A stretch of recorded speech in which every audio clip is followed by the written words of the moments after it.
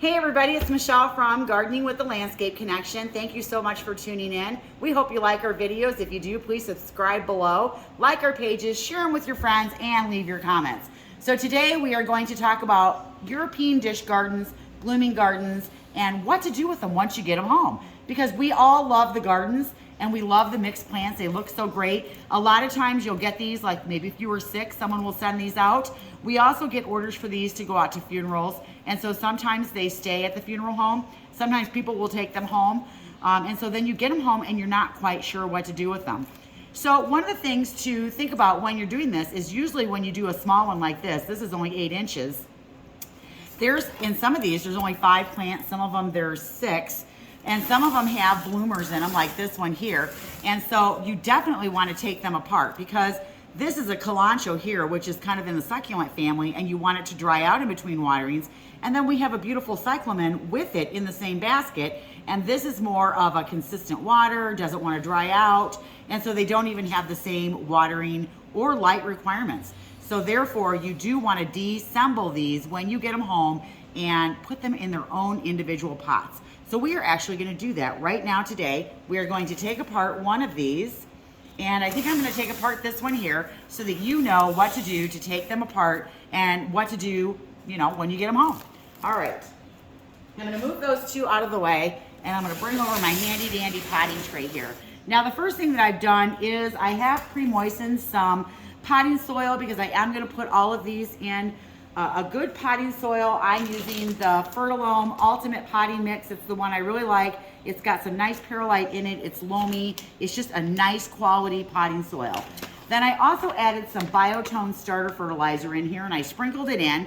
I added water and I got it wet so that it will clump but not squeeze water out because I want to be able to have my water pre-moistened before I put the plants in. It puts them through a lot less shock.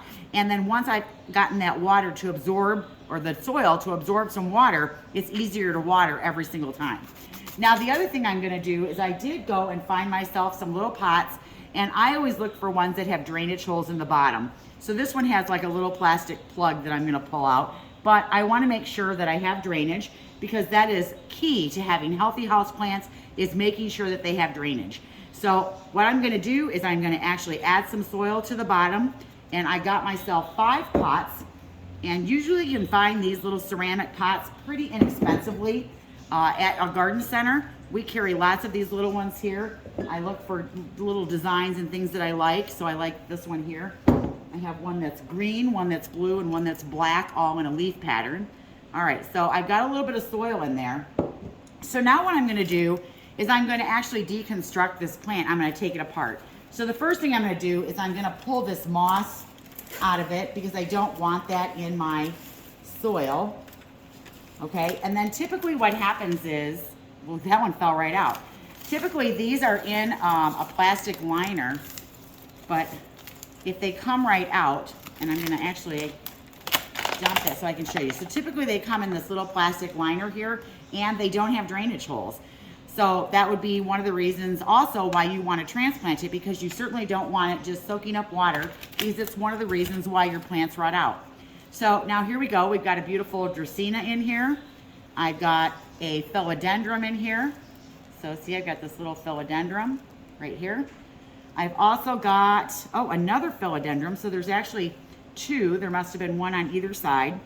I have an arrow plant. So this is a pink arrow plant. It's got some pink in the leaves. I have a prayer plant in here. Isn't that gorgeous? And then I also have a dumb cane in here. Now this one isn't looking that great and I need to clean it up. You can see the leaves has some browning on it. So I will go through and clean this one up after I get it planted. So you can tell that this one was just put together recently because it hasn't really even sat that long in the basket, which isn't a bad thing. But I do want to tease the roots out on some of these so that they'll do better. So one of the reasons why maybe this dumb cane is, not doing as well is, one, they're competing in here for light, for water, for air circulation. So it's not the greatest thing, even though they look great, to keep them in that pot. You want to go ahead and transplant them over. So I'm going to actually transplant them into a pot that's only one size bigger than they actually are. And then I'm going to add the dirt in here, and I'm going to make sure I pack it in so I don't have air holes in there. Okay. And I've already put a starter fertilizer in here. I'm gonna stay about, probably a half an inch below the lips so that when I do water it, it doesn't make a mess. And then purely for aesthetics, I might take this moss and put this moss back on here so that it covers the soil. It really might help, you know, keep the soil from drying out a little bit, but it's really for aesthetic purposes. I like to have the moss on there just to cover the dirt. Now, the other thing that I'm gonna go through is and I'm gonna take my scissors and I am going to clean my tools before I use them. And I did wipe these down with alcohol because I wanna make sure that I'm not transferring any disease or anything from one plant to another. And these are the scissors that I keep in my plant kit. So I'm just gonna come through here and I'm going to trim out anything that just doesn't look good, because I just want that to go away so that I can have a nice healthy plant. All right, so I'm gonna go through here. I'm gonna check all the leaves. If they look like they're browning or they're, you know, they've got brown spots on them, they're wilting, they just don't look good. It'll grow new leaves, so it'll be okay. All right, so here we go. So now that I've got this one all potted up, okay, then I'm gonna get a little plastic tray to put underneath it so that when I put it down on my furniture, I don't get my furniture wet. So I like to use, and I have one here. So, and I'll get these little plastic trays because they're kind of inobtrusive, and then I'll put it down inside the tray. So then what I'll do is I'll transplant all 5 of these, and then I'll have myself 1, 2, actually I could put these 2 together, but I think I'm gonna do them separate. So I'm gonna have 1, 2, 3, 4, 5, 6 new houseplants.